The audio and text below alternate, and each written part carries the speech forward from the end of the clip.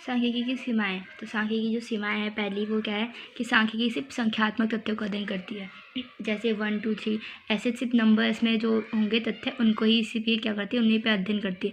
वो कोई मात्रात्मक तथ्यों का अध्ययन नहीं करती। मात्रात्मक तथ्य जैसे किसी की ईमानदारी, किसी पे भरोसा, किसी कोई और भी बहुत सारी चीज़ें जो मात्रात्मक है, जिनको हम संख्या में व्यक्त नहीं कर सकते, वो उनको इस सांख्यिकी अध्ययन नहीं करती। तो सांख्यिकी सेकंड है इसका कि सांख्यिकी केवल समूह का अध्ययन किया जाता है। सांख्यिकी में क्या होता है, सिर्फ हम समूह का अध्ययन करते हैं कि समूह में इतने तथ्य क्या हैं, इतने वो हैं, तो हम समूह का करते हैं। किसी विशेष तथ्य या किसी विशेष नंबर पे ये सांख्यिकी अध्ययन नहीं करती। तो क्या करती है, समूह का अध्ययन करती है पूरे।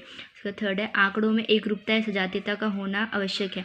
यानी जो आंकड़े लिए गए हैं उनमें जो उनका जो गुण है वो क्या होना चाहिए, एक ही जैसे होना चाहिए, उनमें एकरूपता होनी चाहिए। तो क्या, तो जिससे क्या होता है, इसमें नेसेसिटी है कि जो आंकड़े हैं उनमें एकरूपता होने आवश्यक है। अगर एकरूप नहीं है तो हम उनको सांख्यिकी अध्ययन द्वारा अध्ययन नहीं कर सकते। फिर फोर्थ है बिना संदर्भ के निष्कर्ष गलत हो सकता है। अब एग्जाम्पल ये देखा कि फर्म ए में लाभ 1 लाख, 2 लाख तथा 3 लाख, और फर्म बी में लाभ 3 लाख, 2 लाख, 1 लाख। तो अगर ये इनका औसत निकालेंगे तो बराबर रहेगा। लेकिन फर्म ए में देखा जाए तो लाभ हो रहा है, साल ब साल बढ़ रहा था, लेकिन फर्म बी में जो लाभ हो रहा था वो साल दर साल कम हो रहा था। तो इससे क्या होगा, निष्कर्ष गलत निकलेगा। फिफ्थ है सांख्यिकी का प्रयोग केवल विशेषज्ञों द्वारा ही किया जा सकता है।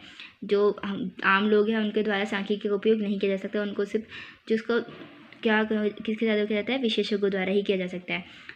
नेक्स्ट पॉइंट है इसका दुरुपयोग बहुत आसानी से किया जा सकता है। जैसे यहीं पे अभी हम औसत निकालेंगे फिर दोनों का इक्वल आएगा, लेकिन हमें से पता नहीं चलेगा कि क्या कि किस में कितना लाभ हुआ था, किस में कौन जो फर्म है वो इंक्रीज़ कर रही है उनकी प्रॉफिट और किसकी डिक्रीज़ हो रही है। तो इसका क्या हो सकता है, दुरुपयोग बहुत आसानी से किया जा सकता है। तो ये थे सांख्यिकी की सीमाएँ। पहली सीमा थी संख्यात्मक तथ्यों का अध्ययन करती है, समूह का अध्ययन करती है, एकरूपता का होना आवश्यक है, बिना संदर्भ के निष्कर्ष गलत निकलते हैं, सांख्यिकी का प्रयोग केवल विशेषज्ञों द्वारा ही किया जा सकता है और इसका दुरुपयोग बहुत आसानी से किया जा सकता है। तो ये थे इसके लिमिटेशन सांख्यिकी के।